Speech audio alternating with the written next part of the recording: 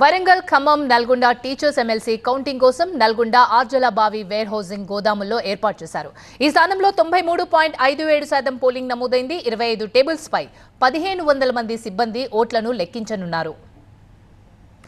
Warangal Khammam Nalgonda teachers MLC counting ఏర్పాట్లకు సంబంధించి నల్గొండ నుంచి మా సీనియర్ కరెస్పాండెంట్ రేవన్ మరింత సమాచారాన్ని అందిస్తారు.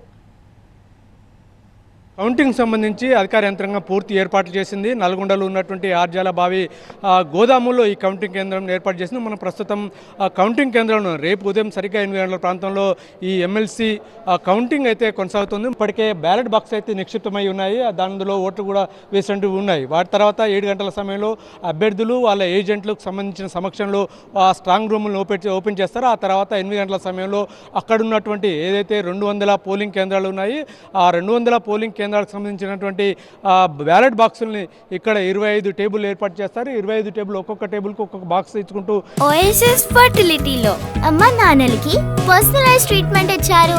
In the good hands of science. Mummy daddy అవ్వాలంటే ఓఎస్ఎస్ కి కాల్ చేయండి.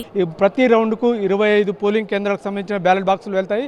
ఇందులో పోలైనటువంటి ఓట్లన్నింటి కూడా ఇందులో వేస్తారు. ఆ తర్వాత ఇక్కడ ఉన్నటువంటి సూపర్వైజర్ కానీ సిబ్బంది కానీ 25 ఓట్ల రూపంలో బండిల్స్ కట్టి ఈ టేబుల్లో వేస్తారు. అట్లా మొత్తం 8 రౌండ్లలో పోలైనటువంటి ఓట్లకు సంబంధించి కూడా 25 ఓట్ల రూపంలో బండిల్స్ కట్టి చేస్తారు. ఆ తర్వాత ఇక్కడే ఏదైతే కౌంటింగ్ రిటర్న్గా అధికారి పక్కన ఉన్నటువంటి పెద్ద పెద్ద బాక్సులు ఉన్నాయో అందులో వేసి మొత్తం కలుపుతారు. ఆ తర్వాత ఆ పోలింగ్కి సంబంధించి పోలైనటువంటి ఓట్లను ఈ టేబుల్ మీదకి ఒక్కొక్క టేబుల్కు 1000 ఓట్ల బండిల్స్ని అయితే ఇక్కడికి పంపిస్తారు. ఈ పంపించినటువంటి ఆ బండిల్స్ను ఇక్కడ ఉన్నటువంటి సిబ్బంది ఒక్కొక్క బ్యాలెట్ పేపర్ను ఓపెన్ చేస్తూ మొదటి ప్రాధాన్యత ఓటు ఎవరికి వచ్చిందో వారికి వేస్తూ వెళ్తుంటారు. అదే సందర్భంలో చెల్లని ఓట్లను కూడా ప్రత్యేకంగా అక్కడ ఏర్పాటు చేసినటువంటి ఇన్వాల్యూడ్ బాక్స్లో కూడా వేస్తారు. అలా మొత్తం 25 టేబుల్లలో 24,139 ఓట్ల లెక్కింపు పూర్తవుతుంది. ఆ సమయంలోనే ఇన్వాల్యూడ్ ఓట్లు కాగా పోలైనటువంటి చెల్లుబాటు అయినటువంటి ఓట్లలో సగానికి పైగా ఒక ఓటు వచ్చినటువంటి దానిని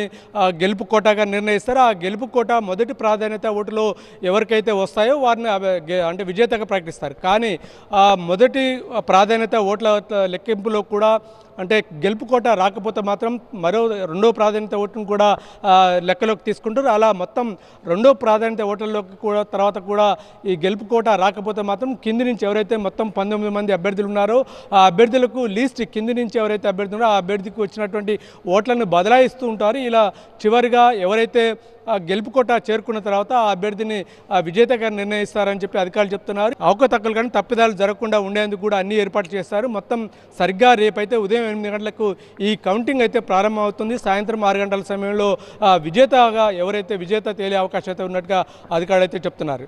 camera person కుశల్తో Revan, TV9 Arjalabavi counting కేంద్రం నుంచి.